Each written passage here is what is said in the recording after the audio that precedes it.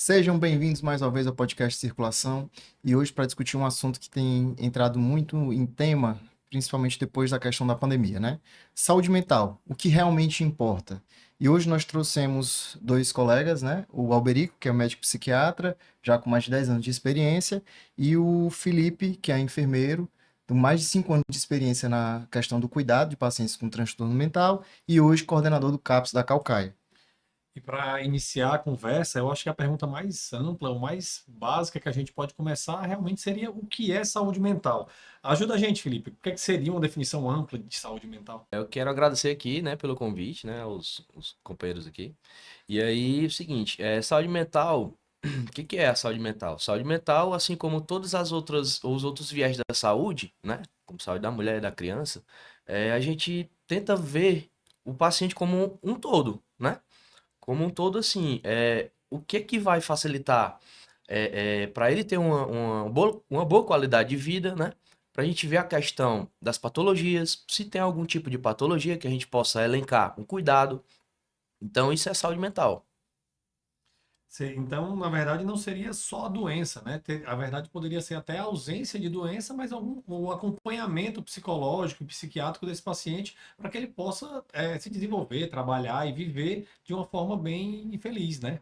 Sim, até porque o cuidado de CAPS. O que que é o CAPS? O CAPS é um centro de atenção psicossocial. O que que a gente vai fazer? A gente vai tentar inserir esse paciente, né, de forma gradativa no meio da sociedade. Porque um paciente que fez um procedimento cirúrgico, ele pode ser um paciente produtivo. Mas o paciente de saúde mental, se ele tem uma patologia instalada, a depender da patologia, ele se torna um paciente improdutivo. Então, é assim, é um viés muito importante, né? Até porque depois da pandemia a gente teve um declínio muito gigantesco e a curva por procura de tratamentos mentais, ela só tem a crescer, né? Ou seja, é uma curva ascendente e a gente não tem como dar vazão às vezes porque a procura é gigantesca. Alberico, realmente se fala muito, né, em todo canto agora de ansiedade, de depressão. E o que é que você tem percebido? Isso realmente aumentou nos últimos anos ou realmente não? Agora que a população entendeu que tem alguma coisa a mais, que merece uma procura a mais e começaram-se a diagnosticar mais? Sim, não, foi basicamente uma mistura de tudo, né? Realmente, em relação aos transtornos mentais, a gente vê um maior conhecimento da população, né? A gente vê mais palestras, mais orientações, principalmente na TV aberta, falando sobre os transtornos mentais, e a gente ainda teve um aumento da incidência nos fatores de risco. Por exemplo, depois da pandemia, onde todos ficaram mais isolados em casa, sem realizar suas até atividades físicas, no caso, a gente notou um incremento muito grande, um aumento muito grande na incidência, principalmente de ansiedade e depressão, que é o que a gente tem hoje como é, as principais doenças da psiquiatria, né? E aí a gente está vendo tanto um aumento da incidência como um aumento da prevalência também. Ou seja, aqueles pacientes que já tinham antes um transtorno mental, eles tenderam a aumentar na escala de sintomas e pioraram também os quadros, entendeu? Interessante, Felipe, que tu falou agora sobre o CAPS e me tira uma dúvida. Como é que a gente faz para o paciente chegar até o CAPS? É uma porta aberta?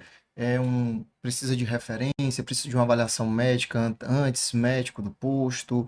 Ou já um psiquiatra para poder encaminhar? Me conta como é que chega, como é que é essa porta de entrada do CAPS? Atualmente o CAPS funciona como porta aberta, certo? E perfil de paciente varia. A gente tem uma variedade muito gigantesca das patologias, né? O que é perfil CAPS e o que é que não é perfil. É importante que o paciente passe pelo menos pela unidade básica para depois entrar, né, com a cartinha de referência para o nosso serviço de saúde mental, certo? Então o viés é basicamente esse. O paciente vai atendido no posto de saúde, o médico vê que tem a queixa, encaminha para a gente como saúde mental e a gente tenta dar continuidade no tratamento, né? É porque, em relação aos transtornos mentais, a gente tem por volta de 30% da população que apresenta transtorno mental. E isso na população como em Fortaleza, que a população de 2 milhões, 30%, a gente tem 600 mil pessoas aí que têm transtorno mental. Desses 30%, por volta de 90 a 95% são pessoas que têm transtorno mental leve a moderado e podem ser tratados sim na unidade básica de saúde. O CAPS em si era para ser aqueles casos moderados a graves, entendeu? Casos em pacientes em crise, pacientes com casos mais intensos, a ponto de a gente solicitar esse parecer do especialista. Mas o CAPS em si ele é porta aberta. Basicamente, qualquer paciente pode entrar, mas assim, a depender do Da patologia, transtorno, ele da pode permanecer patologia, ou não pode no cuidado de permanecer ou não no vocês. cuidado, entendeu? E no CAPS, quais são as especialidades que ficam lá? É psiquiatra, psicólogo, quem são? É, psiquiatra, enfermeiro, psicólogo, terapeuta ocupacional, assistente social. E a gente também tem a Escola de Saúde Pública aí, né, como coadjuvante aí, né, para ajudar a gente. Isso é outra dúvida, né? Dentro do CAPS, existe uma subdivisão, tipo, um CAPS mais voltado para a esquizofrenia, um CAPS mais voltado para a ansiedade, ou não? Na verdade, todos Existem, eles são amplos. não, existem três tipos de CAPS. O CAPS infantil, que atende aí as crianças. Normalmente os CAPS começam a aceitar a partir dos 5 anos, mas a gente tem sim uma criança menor de 5 anos que possa ter um transtorno. Dos 5 aos 18, o CAP geral, ele vê basicamente as doenças mais comuns da psiquiatria, e o CAPS-AD que recebe os pacientes que são usuários de substâncias psicoativas e álcool. Álcool e drogas como se fossem duas coisas diferentes, mas eles são substâncias psicoativas. E aí o CAPS-AD atende esses pacientes que têm esse transtorno de abuso de substância, entendeu? E aí temos esses três CAPs. A depender do tamanho da população, eu tenho que ter CAPs 2, CAPs 3, que aí são CAPs 24 horas, com internação de desintoxicação, esse tipo de coisa, entendeu? O interessante é que acho que esse serviço do CAPS se fortaleceu muito, principalmente depois que houve a desinstitucionalização dos pacientes psiquiátricos, né? No Brasil existe essa ideia de que o lugar do paciente com transtorno mental não é internado no hospital, mas sim integrado à sociedade, né? Então, eu acho que isso realmente veio a fortalecer, essa estratégia do CAPS realmente veio a fortalecer essa ideia da reintegração do paciente com transtorno mental. A gente vai fazer umas perguntas, às vezes são meio amplas, né? Porque quando a gente fala de saúde mental, sem Sim, focar em Sim. uma patologia específica, às vezes as sim, respostas ficam bem amplas. Isso é bem comum. E a gente até pode sim, focar em alguma patologia específica para responder, se sim. for um pouco mais É. difícil. Em relação à reforma psiquiátrica, que é o evento da desinstitucionalização, aconteceu basicamente por conta que antes os hospitais psiquiátricos, os manicômios, o tratamento era desumano, entendeu? E aí foram modificados os tratamentos para que os pacientes tivessem um pouco mais de cuidado, até de carinho mesmo, porque como era antes, era um negócio absurdo. A gente tem filmes retratando muito bem o Bicho de Sete Cabeças, tem o Holocausto Brasileiro, tem livros falando sobre o tratamento que os pacientes recebiam nos manicômios anteriormente. E aí a reforma psiquiátrica veio justamente para poder acabar com esses manicômios, e aí o centro de atenção psicossocial seria justamente para eu ter um atendimento mais globalizado do paciente. E aí eu tenho a terapia grupal com psicólogos, psicoterapeutas, eu tenho um suporte de serviço social, eu tenho um, um, a, a terapia ocupacional para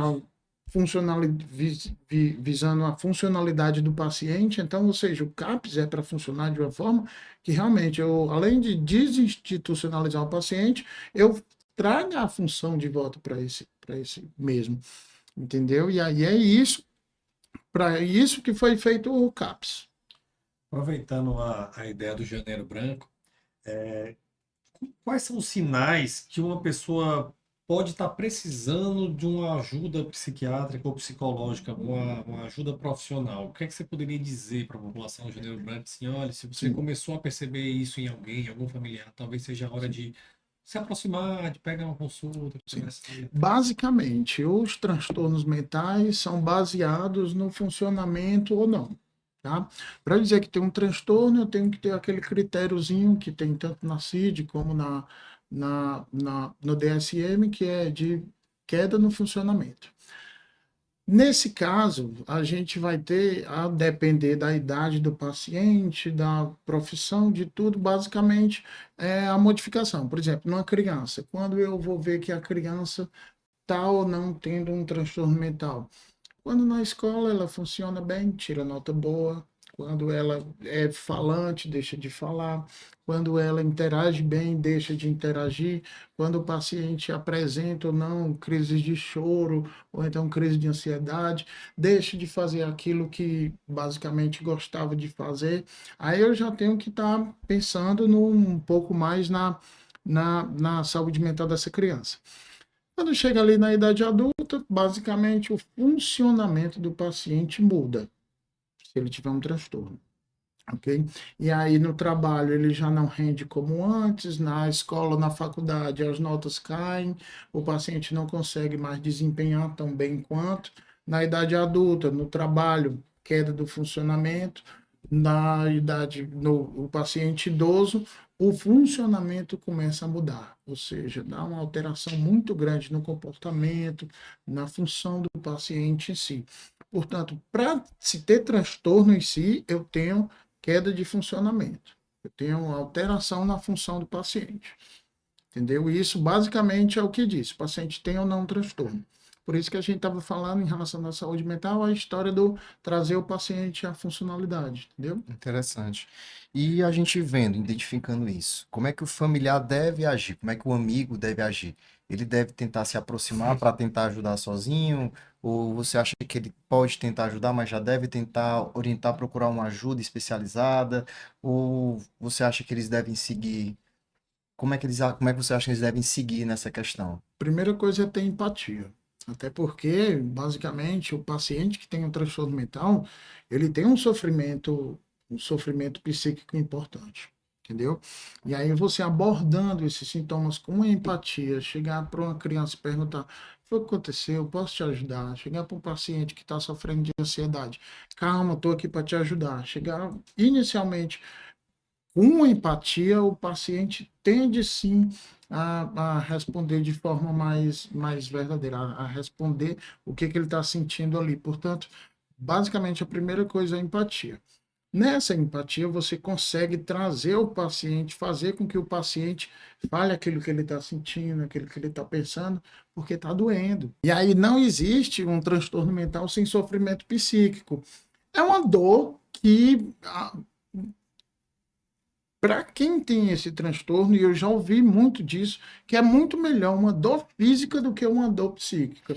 Alguns pacientes chegam a se cortar para ver se trocam a dor física pela dor psíquica, entendeu? É muito comum a gente ouvir esse tipo de coisa, porque a dor psíquica dói muito mais do que a dor física.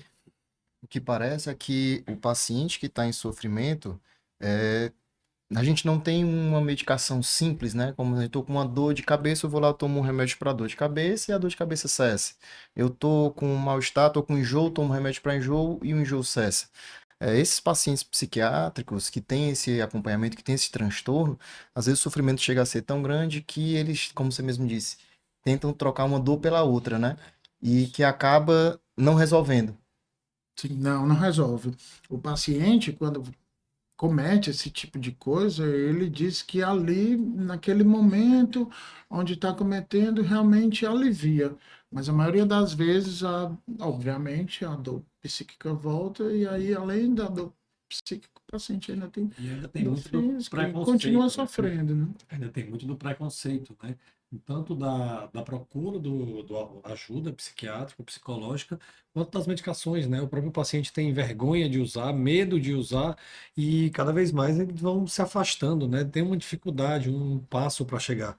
Vocês acham que ainda tem muito esse preconceito na sociedade ou não? Acho que com essa abrangência maior, essa abertura maior da saúde psicológica, começou-se a abrir mais o leque, as pessoas estão procurando com mais facilidade. Tem esse viés. Porque, assim, como é que eu tenho observado? Eu vejo que muita gente, profissionais, claro, vê, né? Consegue analisar o paciente, mas fica naquela, eu vou cuidar do paciente, eu não tenho conhecimento teórico prático para isso. Aí já fica naquela na defensiva, né? Ou vê um paciente e o paciente está reclamando, está no momento dele, né? No momento de crise. O paciente tem um piti, está acontecendo isso. Então, assim, o que é que eu tenho visto? Que tem muita gente que precisa, né? Muito profissional de saúde que vê que o paciente está naquele momento, naquela crise, está precisando. Mas aí eles deixam passar desapercebido. E isso é, para mim, isso é uma forma que eles categorizam como uma coisa banal. Banaliza, entendeu? O que que o paciente tem naquele momento, o que que ele está sentindo. Às vezes eles não entendem, entendeu? Talvez até esses transtornos mais leves que o Alberico falou, que diz que 30% da população vai ter, que desses 30%, quase 90% seria um transtorno mais leve, né? Isso. Então, assim, aquele paciente, às vezes, que vem com um transtorno de ansiedade, é tratado como PT, aquele paciente que vem com um mal-estar generalizado, que poderia ser alguma coisa de depressão, Isso. simplesmente é deixado de lado, né? E aqueles pacientes que têm aqueles transtornos que realmente não são tão fáceis de diagnosticar Sim. numa porta de emergência, né?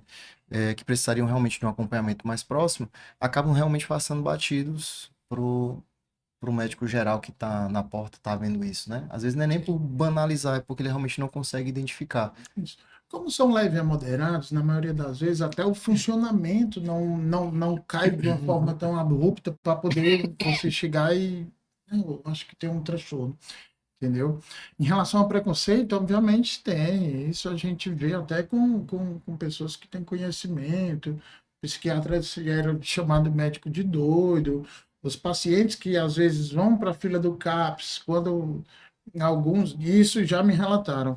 Alguns na fila do CAPS ali do lado de fora passam um vizinho e diz: "Ih, tá na fila do CAPS", entendeu? Isso ainda existe, mas tem mudado muito, até porque hoje em dia, muito provavelmente, dentro de casa você deve ter um ou dois familiares que têm uma ansiedade, algum quadro depressivo, principalmente reativo a algum evento estressor, como existem vários hoje, entendeu? E outra dúvida, e a questão da medicação, Alberico? Realmente elas causam vício? As pessoas podem. Tem gente que diz que a medicação muda a personalidade do paciente. O que é que seria a medicação? Ele realmente causa vício? Ele realmente muda a personalidade? Ele só traz a pessoa para a personalidade dela, centra ela um pouco mais, tenta trazer um pouco mais de funcionalidade? Isso, o transtorno em si é alteração de neurotransmissor, ok? As medicações, elas tendem a causar uma regulação nesses neurotransmissores, e eu não vou dizer que é dependência, mas vou dizer necessidade. Por exemplo, o paciente tem hipertensão, ele precisa de um antihipertensivo para a pressão baixar. Se a pressão baixou e ele deixar de usar um antihipertensivo, o que acontece com a pressão? Volta lá para cima. O paciente tem diabetes e usa um antiglicêmico. Usou a diabetes ou a glicemia, melhorou. Depois de eu melhorar essa glicemia, eu posso deixar de usar? Não, porque se eu deixar de usar, o que acontece com a glicemia? Volta a aumentar. Basicamente a mesma coisa com a psiquiatria. Começo a usar a medicação, os neurotransmissores se regulam ali, na maioria das vezes, a depender do transtorno, aumento de dose, interação de medicação e tudo. Mas aí, a partir do momento que eu estou estabilizado nesses neurotransmissores, os sintomas vão diminuir bastante. E aí, assim, por conta do preconceito, alguns pacientes deixam de usar, por conta do preconceito, alguns pacientes evitam retornar ao CAPS.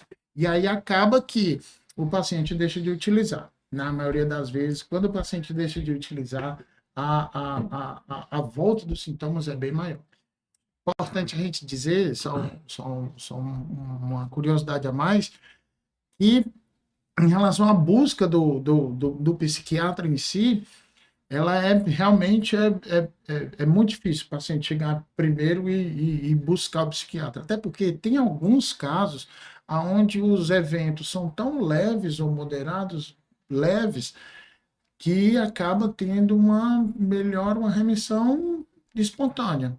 E aí os episódios vão retornando e com intensidade maior, aí acaba que quando o paciente vai buscar o psiquiatra, já é um quadro mais arrastado, já é um quadro mais intenso, e aí acaba que se precisa realmente sim maiores dosagens de medicação, maiores. Felipe, e sempre tem que ter remédio nessas terapias, ou sim, em alguns casos que consegue tratamento no CAPS ou em algum local sem medicação, que seja tratamento psicológico, psicoterapia, alguma coisa assim. Assim, a gente tenta tratar, assim como o viés da internação, né? No último caso, né? Como tratamento coadjuvante.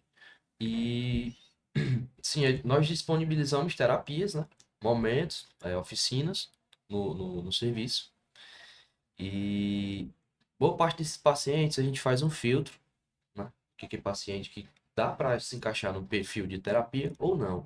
Mas boa parte deles fazem uso sim de medicações, né? Tipo, o paciente com transtorno de personalidade para dar uma estabilizada no humor e que ele vincule com a gente aí uma oficina terapêutica, um grupo, certo? Em relação a esses grupos, eles são muito funcionais, entendeu? Eles trazem a funcionalidade ao paciente. E aí, um paciente que está com uma baixa autoestima por conta do transtorno, que paciente que deixou de trabalhar, o paciente que deixou de evoluir, de fazer aquilo que ele fazia normalmente. Com a ajuda desses grupos, o paciente volta e, e às vezes é provável que isso talvez seja o melhor fator de melhora do transtorno em si do que a própria medicação, entendeu? E sempre falam muito, né, que a atividade física auxilia, né, nessa parte de melhora física, além da melhora física, a melhora psicológica. Realmente ajuda mesmo esses pacientes, uma parte de atividade física, exercício, essa parte? Sim, a primeira coisa que eu vou citar é um trabalho de 2000 por volta de 2005 a 2010, se eu não me engano. E ele conseguiu provar que o exercício físico de moderada a alta intensidade é tão eficaz quanto um comprimido de inibidor seletivo de recaptação da serotonina. E faz parte do tratamento exercício físico. Faz parte do tratamento, assim como medicação e terapia. Faz parte de um tripé importantíssimo que todo paciente deve realizar exercício físico. Ah, mas o paciente não gosta de sair de casa, muito provavelmente por conta dos sintomas. Mas tem que ser buscado. O corpo vai pedir para que não vá. O corpo, a gente sabe que nosso corpo está acostumado a ser um pouco mais, como é que eu posso dizer, mais Tem o meu estado. manter o homeostase, um pouco mais hipoativo, e essa história de exercício físico é difícil para qualquer paciente, para qualquer pessoa, na realidade. Mas para o paciente psiquiátrico é pior ainda, porque além da dificuldade de sair por conta dos sintomas psicológicos, psiquiátricos, ele ainda tem problema de somatização, do corpo mesmo pedir para que não saia. Entendeu? Mas exercício físico faz parte do tratamento psiquiátrico. Eu sempre digo para meus pacientes que o tratamento do transtorno daquele paciente fazem parte exercício físico, hobby e lazer. Por quê? Porque o paciente está, vamos dizer, para baixo. Se ele fizer as coisas que ele gostava antes, não vai melhorar, não tende a melhorar. Entendeu? Não é só a medicação que faz isso. É. Em relação associada a esse tratamento, hobby, viagem, pesca, o que o paciente gosta de fazer, basicamente. Eu lembrei agora de algumas coisas, por exemplo, na atividade física, toda vez que você faz alguma atividade física, você acaba liberando neurotransmissor, né? Então, assim, quando você faz alguma atividade que você gosta, acaba liberando neurotransmissor. O mesmo neurotransmissor que você vai A atrás serotonina. de aumentar quando você está tomando a medicação, né? É. Então, assim, eu lembro também de algumas coisas da faculdade, assim, pouquíssimas coisas, né?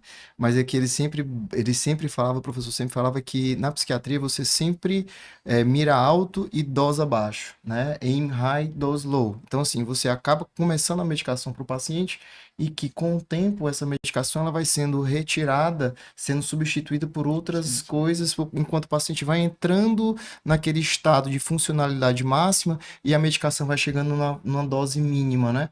Então acaba que nessa situação você acaba mirando alto, a expectativa é muito alta da melhora do paciente e dosando baixo para você ter menos medicação e menos efeito adverso, porque essas medicações também têm efeitos adversos, né? Tem.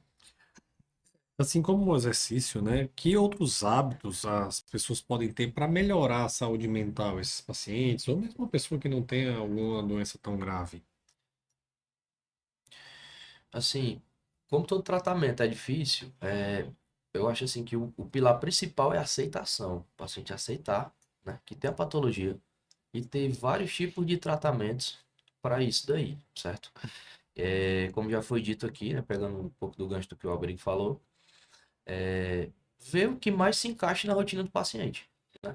Se é um cinema, se é uma praia, são coisas simples que a gente deixa de fazer no cotidiano da gente, né?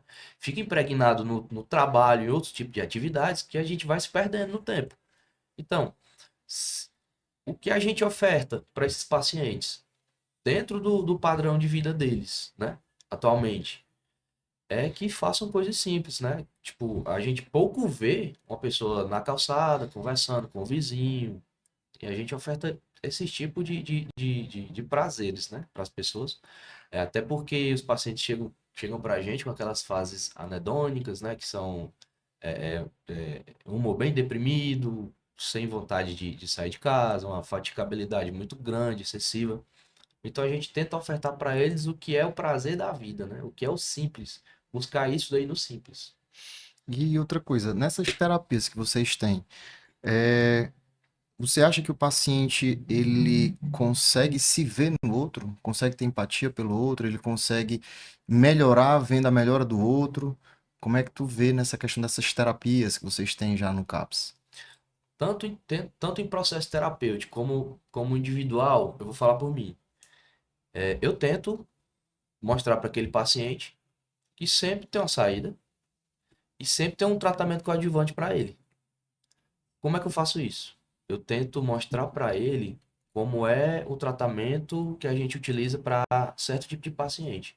Se ele tem um transtorno para mim moderado e eu trato um paciente grave, e eu vejo que tem aquela resposta do paciente grave, eu faço um tratamento parecido ou idêntico ao tratamento para esse paciente que tem esse transtorno moderado. Entendeu? Então, eu uso essa técnica, até falando para ele, conversando com ele no momento da consulta, para ver se ele abre um pouco mais a mente, né? Para ver se ele se enquadra no que a gente tem a ofertar para ele. Sem contar também que as terapias grupais, elas já foram provadas que são bastante eficazes. A gente tem muitos locais onde a maioria das terapias são grupais justamente no intuito da gente ter essa melhora conjunta. Os pacientes vão se vendo, vão se conhecendo, vão relatando talvez até experiências de vidas comuns a eles. E aí, quando um vai melhorando, vai puxando, entendeu? A terapia de grupo é basicamente nesse intuito, de fazer com que os pacientes em si, juntos, acabem se ajudando, além da orientação profissional, Às vezes entendeu? eles acabam encontrando fatores em comuns, né, que eles acham que são isolados só para eles. Isso. Todo paciente acredita que É só ele aquilo que só tá, acontece só com acontece ele. com ele, só ele tá sofrendo, mas quando ele vê que outra pessoa tem uma história parecida, ou até uma história mais sofrida, talvez ele reflita e veja que talvez ele possa estar um pouco melhor, talvez ele possa melhorar um pouco mais, né? Talvez essas terapias de grupo talvez ajudem nessa parte. Voc- Interessante. Vocês acham que as redes sociais, com essa ampliação que teve nos últimos anos, têm aumentado a incidência de alguns tipos de transtornos específicos, às vezes como ansiedade, ou como até transtornos mais graves, às vezes como. Na realidade, a internet é uma. Você vai olhar o- a internet hoje e a vida dos outros é perfeita. Tem até um humorista cearense que brinca com isso.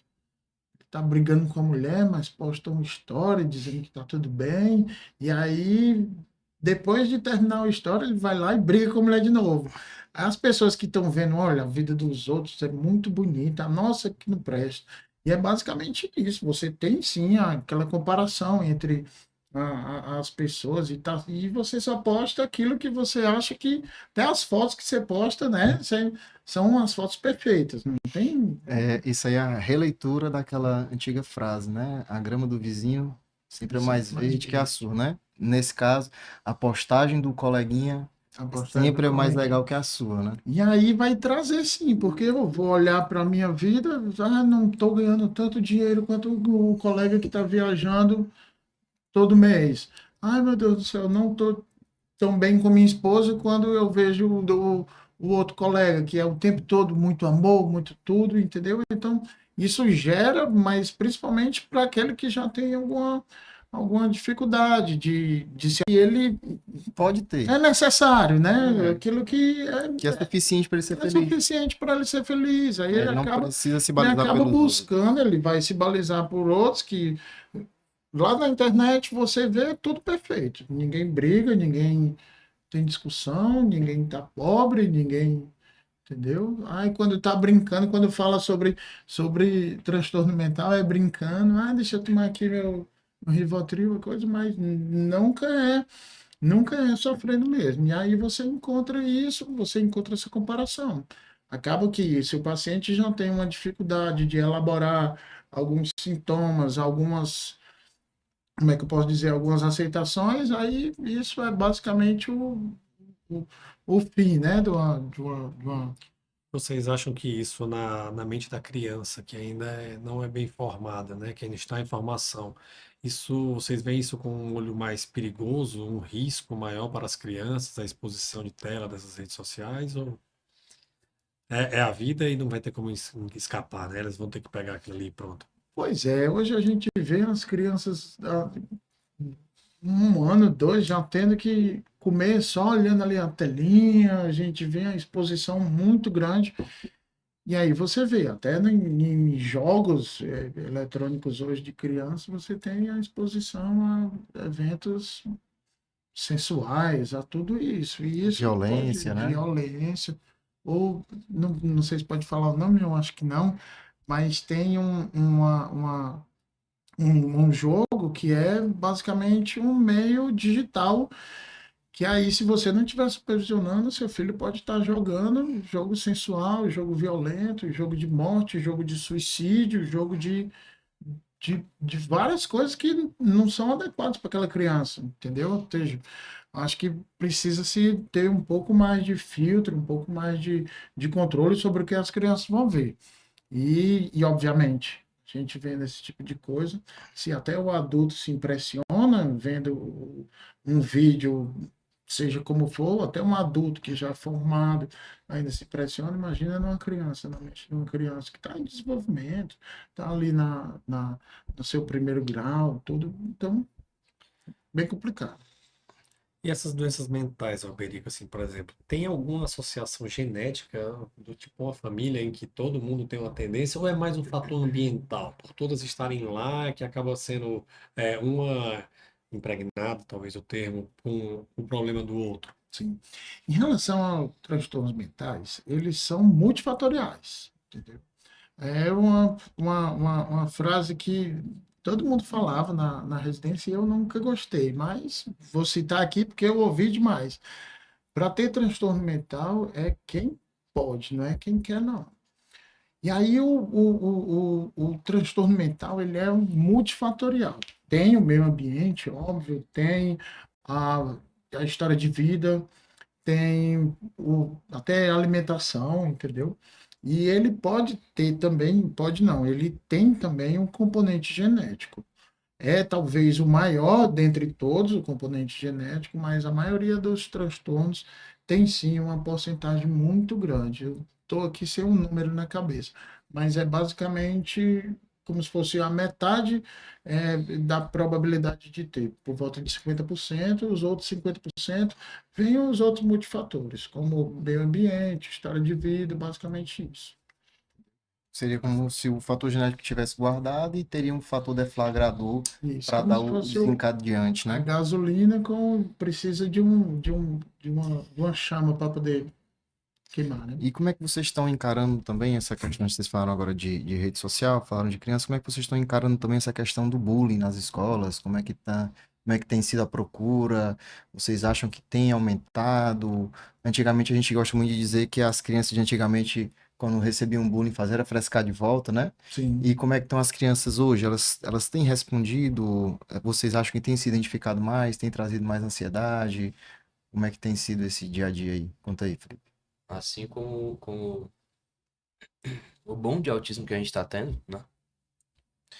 Que vem assolando todo mundo, a gente também tem essa questão do bullying ainda, que é uma coisa que a gente avalia, vê isso aí e não baixa. Não tem uma baixa para isso aí, entendeu? Então, atualmente eu fui na escola, fiz uma avaliação com 80 alunos, e lá eu vi que a maioria, tipo 75%, 72, 75% das queixas eram sobre isso, que acabam aflorando outros sintomas, né, como ansiedade, como depressão, até mesmo a raiva. Aquilo que a gente conversou do fator deflagrador, né? Talvez um start, né? Sim. Então aí é o gatilho, né? A gente chama assim de gatilho para desenvolver outros sinais e sintomas, mas o bullying hoje na escola, ele prevalece ainda. Então é uma coisa que assombra a gente, né? Porque não tem uma diminuição disso daí. Não tem uma diminuição. A gente tenta dar vazão, mas a gente vê, a gente percebe que a curva é sempre ascendente. Desde a pandemia até a atualidade agora, eu acho que essa curva é sempre ascendente. Em relação a aumento da incidência das crianças que buscam o CAPS, né? A gente tem visto aí um aumento, como o Felipe falou, tem um boom aí de TDAH e de TEA, que é transtorno do espectro autista. E a gente vê sim que essa parte do bullying nas crianças, ela é muito importante, traz muitos sintomas, entendeu? Até porque hoje a posição social, o status social, a interação, a força social que aquela pessoa exerce na escola, isso causa muito transtorno. A gente vê que crianças um pouco mais isoladas, que não interagem tanto, ou até são mais de renda um pouco mais baixa, sofrem esse tipo de bullying, mesmo que seja em escola pública também, entendeu? A gente vê isso muito.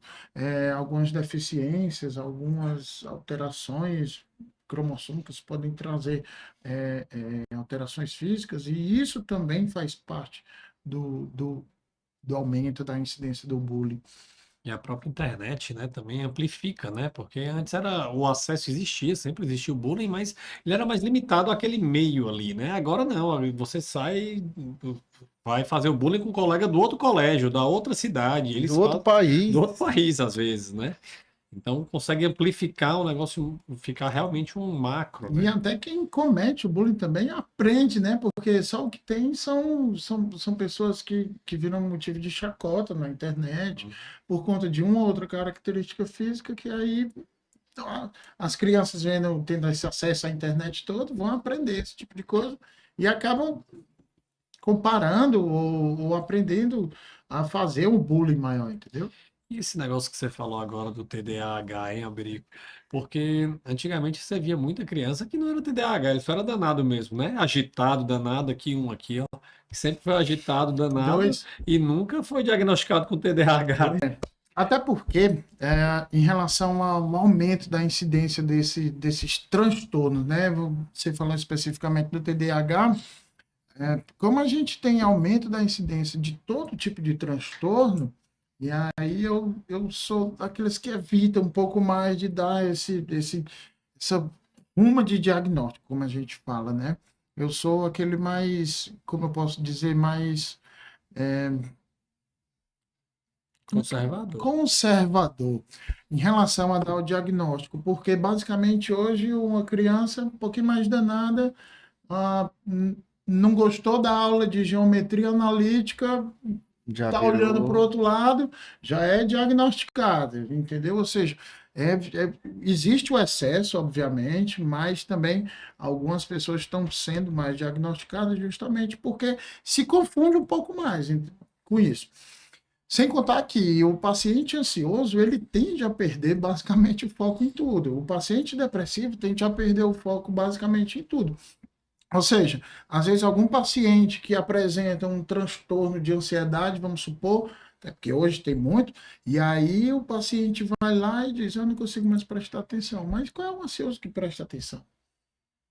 O ansioso vai lá e tem muita dificuldade para poder ter esse desempenho cognitivo muito grande. E aí as pessoas vão lá e no primeiro, no segundo sinalzinho já diagnostico. Realmente tem um excesso de diagnóstico. Eu discordo, porque, como eu disse, sou mais conservador em relação ao diagnóstico. Porque na hora que você dá o diagnóstico, né, às vezes é difícil você tirar o diagnóstico, É um carimbo na cabeça da criança, né? na Então, testa assim, da a criança. criança ela vai ser sempre uma criança com dificuldade de aprendizado, que ela poderia melhorar se tivesse um pouco mais de atenção nessa parte da ansiedade, nessa parte da depressão, mas ela vai ser sempre taxada como um autista ou como um transtorno de hiperatividade e déficit de atenção, né? Então, eu acho que realmente, talvez o pensamento do Alberico faz um pouco mais de sentido, ao invés de você espalhar o diagnóstico, você ter um pouco mais de certeza, né? Antes de você de fechar esse diagnóstico no paciente. E agora eu vou dar um de advogado do diabo. A gente estava falando aqui que a internet, a rede social era algo ruim, né? Que isso é algo deflagrador, que pode causar ansiedade, depressão. Mas vocês não acham também que a internet também não facilitou o acesso a essas outras coisas, de desmistificar o transtorno mental, de desmistificar o CAPS, de desmistificar o psiquiatra que deixou de ser o médico de doido e passou a ser o médico daquele paciente que está em sofrimento? Sim, ajudou bastante. A gente, como saúde mental, profissional de saúde mental, a gente costuma ver a internet como dois viés, né? Tipo, os que trazem malefícios, né? Que são os vícios de jogos, jogos patológicos, mas também tem essa outra visão de que, como foi dito no começo, né? Da apresentação aqui, de parar de ver o médico, o psiquiatra, como médico de doido, parar de ver aquele paciente que faz uso de determinadas medicações, parar de ver ele como doido, né? Taxar o paciente como doido.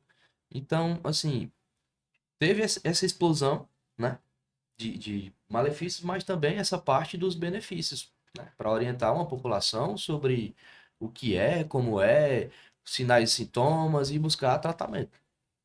A internet veio como está vindo a inteligência artificial, né? Tem pessoa que usa a inteligência artificial para coisas extremamente boas, entendeu? Mas tem gente que está usando para o lado mais sombrio. É basicamente isso que acontece.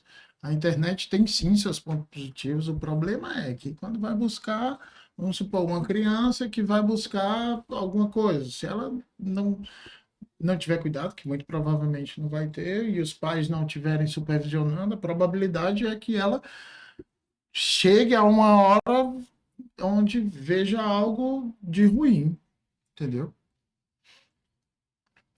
E agora a gente chegou numa parte legal do podcast. Assim, é um podcast sempre muito pesado quando a gente vai falar de saúde mental, porque a gente sempre geralmente vai falar de sofrimento, ansiedade, depressão, que são coisas realmente que fazem o paciente ficar disfuncional, né? Como a gente já tinha falado no começo. E assim, passado esse momento mais difícil, pesado no podcast, a gente vai conversar aqui um pouco também sobre coisas mais leves, né? Falar sobre mitos e verdades. É, é verdade que todo mundo pode ter um transtorno mental, independente de classe social, sexo, idade?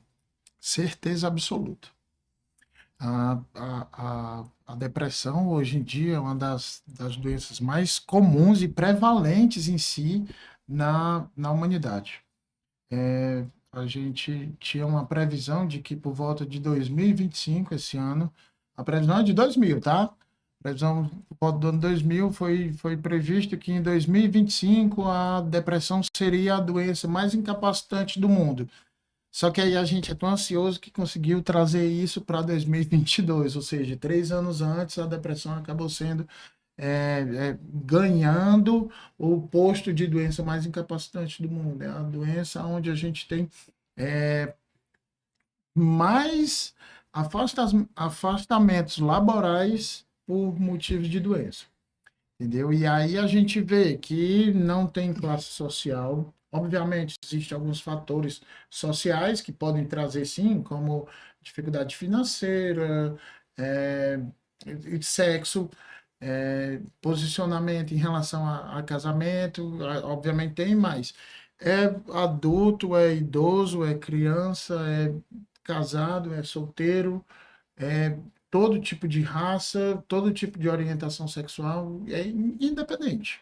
Obviamente, vão ter alguns fatores que as pessoas nas pesquisas vão encontrar, um e outro fator um pouco mais preponderante, mas basicamente atinge a qualquer pessoa na face da Terra pode ter um transtorno mental.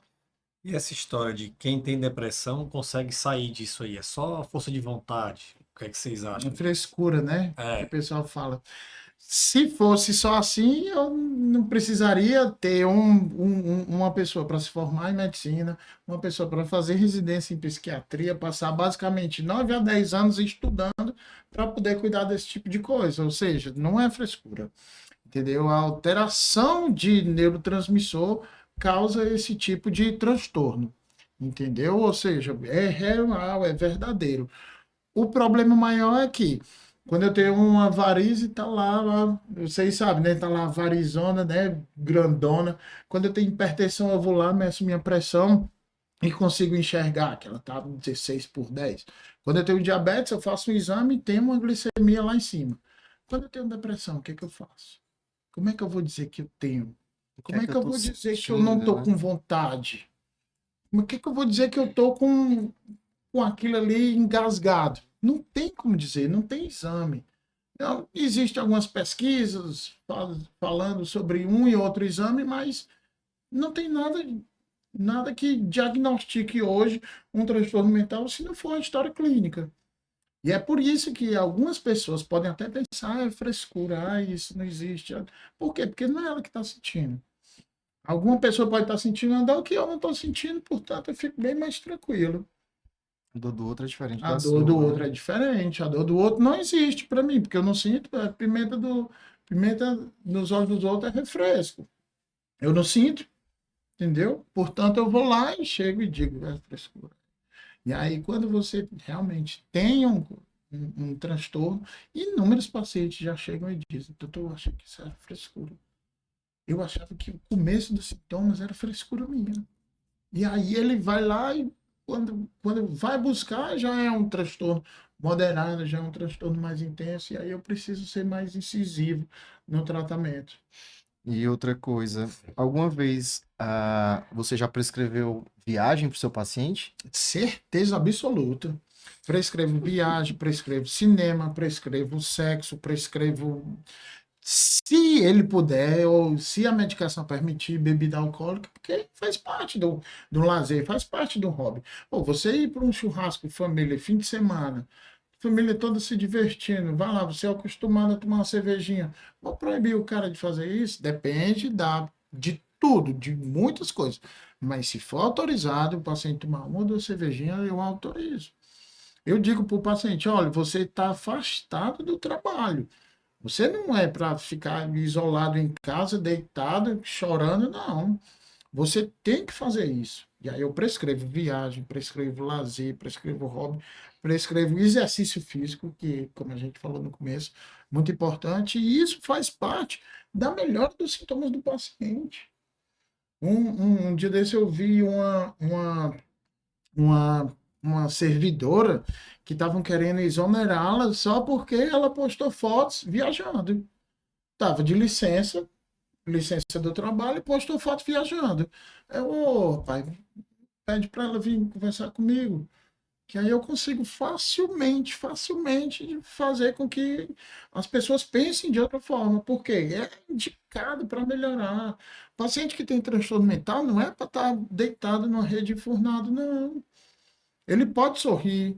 Ah, a gente já viu até histórias de palhaços que têm depressão, ou seja, que o paciente está ali rindo, o paciente está viajando, não tem transtorno mental. É O isso, sorriso geralmente não reflete o sofrimento interno, o né? sofrimento. E outra dúvida, aquelas medicações que ajudam no emagrecimento, vocês acham que tem ajudado alguns pacientes a melhorar essa questão de transtorno de humor? Problema do paciente com transtorno mental, na maioria das vezes, é alteração de peso. E aí, essa alteração de peso, por conta da medicação, é importante, porque eu já tenho um paciente com baixa autoestima, tenho um paciente com aumento de peso, eu tenho um paciente que está ruim porque se olha no espelho, não se vê mais, não se enxerga mais. Essas medicações são magníficas. Estão muito boas, está saindo uma fornada de estudos aí com esses antagonistas, né, do GLP-1 que estão trazendo excelentes resultados. E outras atividades funcionam também? A gente falou muito de atividade física, mas meditação, essas coisas ajudam também? Ou... Ajuda. Ajuda bastante. É tanto que a gente fala do cuidado com o paciente, mas também tem que ter o cuidado do cuidador, né? Tipo, a auriculoterapia, que a gente tem feito também, né, como profissional. É... Outros tipos de oficinas, como tratamento, é utilizado também, né? A gente tem pacientes lá que, tipo, a gente escolhe um turno na semana para fazer massagem no paciente, entendeu? Um escalda-pé. Então, são terapias coadjuvantes que a gente usa para abordar, né? E melhorar o quadro, sinal e sintoma. É muito bom, André, a tua pergunta, até porque a gente tem vários tipos de terapias adjuvantes, né? Ou a meditação, a busca do eu interior, existem algumas outras modalidades, como massagem, uso da Dança. pedras termais, dança, tem um local aqui em Fortaleza, fundado por um psiquiatra, onde a gente tem esse tipo de coisa, dança, massagem, esse tipo de atividade que acaba trazendo para o paciente um autoconhecimento que ele não tem, ou então está basicamente deturpado, entendeu? E nessas doenças psiquiátricas, né, como boa parte são doenças da mente, a procura por outras especialidades ajuda também, né? Por exemplo, tem gente que se refugia na religião, às vezes na medicina oriental, né? Bota aqueles negocinhos na orelha, que nem o Alberico tá aqui agora, que a gente percebeu, né? E isso aí pode ajudar também, né, esses pacientes a achar um caminho, né? Na verdade, que ajude ele, né? Então, qualquer um que ajude, a gente está aceitando. Sim. E a religião é importante, então, só citando um outro estudo que saiu.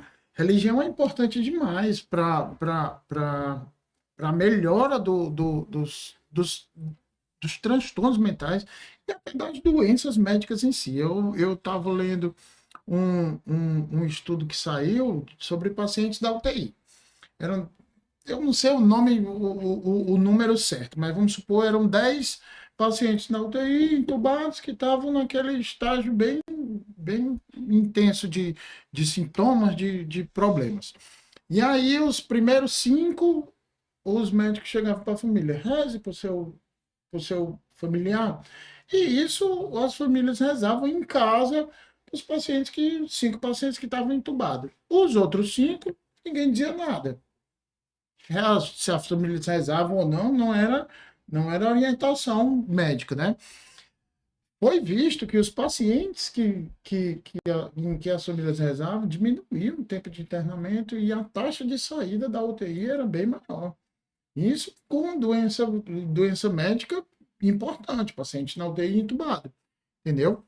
Já foi provado inúmeras vezes que a religião melhora em relação ao paciente com transtorno mental. Ele tem uma força superior, né, que acaba fazendo com que o autoconhecimento dele acabe melhorando em relação aos sintomas. A força que ele tem, a força que ele busca para poder melhorar, acaba tendo uma melhora E importante. não é sobre uma religião específica, né? É Não mais é sobre uma religião, né? Não necessariamente a católica, a Acreditar em alguma evangélica, coisa, isso. né? É mais a Ter crença, né? algo mais superior que consiga lhe dar força, que consiga lhe dar Sim. uma estrutura, né? Dar uma fundação para que você consiga superar talvez esses problemas que você vai ter durante a vida, que você vai enfrentar durante a vida, né? E também aqui acho que a última pergunta, eu acho que a resposta já está mais ou menos dada. Me tira uma dúvida. Procurar psiquiatra, procurar ajuda, é sinal de fraqueza? Não, a gente já falou de doença aqui já essa hora toda, e aí a gente buscar um cirurgião com apendicite. É sinal de fraqueza? Não. Buscar um cardiologista com um infarto no coração é sinal de fraqueza? Não, não é. Buscar um psiquiatra com transtorno mental, necessitando de ajuda, precisando de ajuda, tendo um sofrimento psíquico, não é sinal de fraqueza. Isso eu estou dizendo aqui diretamente, justamente para você, tá escutando isso aqui. Buscar um psiquiatra não é falta de força. Aliás, eu tenho para mim que o paciente que tem um sofrimento psíquico importante, ele precisa de muito mais força para poder buscar ajuda do que o paciente com outro tipo de transtorno médico. Então, buscar um psiquiatra é sinal de fortaleza. Buscar um psiquiatra é sinal de fortaleza, é sinal de sabedoria, é sinal de autocuidado. Bem, e tá chegando ao fim o nosso bate-papo e eu acho que é hora dos convidados darem as palavras finais, né? As orientações finais ou alguma dica prática de autocuidado para um equilíbrio da saúde mental. É sobre os hábitos, né? Hábitos de vida. É como já foi feito um histórico aqui. É, hoje em dia a gente está preocupado bastante em estar fazendo as atividades diárias e para de fazer o que é o simples, né? Uma caminhada, uma corrida, um treino, e uma missa, e um culto. Tá mais próximo ali da família, né? Deixar mais a tecnologia de lado. Então isso aí basicamente tem ocupado mais a cabeça, né? Da pessoa, da pessoa com transtorno mental. E aí ele para de se focar mais naquilo que é a patologia, certo? Falando sobre se desconectar das redes sociais. O grande problema das redes sociais é você comparar o seu pior com o melhor do outro, né? A comparação ela é uma coisa bem assim, bem antiquada, né? A partir do momento que você compara o seu pior com o melhor do outro. Eu tô Agradecer aqui. novamente, muitíssimo obrigado, Tiziano, muitíssimo obrigado, André, por esse bate-papo aqui. Pode contar comigo para qualquer coisa. A gente tem aí o Setembro Amarelo, que é o mês de prevenção ao suicídio, que infelizmente o pessoal foca mais no setembro, mas a gente tem que focar o ano todo em relação a suicídio. E aí vai ser o nosso próximo programa muito bom, uma de ideia bacana para vocês. Me chamem de novo, estou disposto. Tá combinado. Bem, amigos, chegamos ao fim. Obrigado e até a próxima. Agradecer a Normed mais uma vez pelo patrocínio e até a próxima.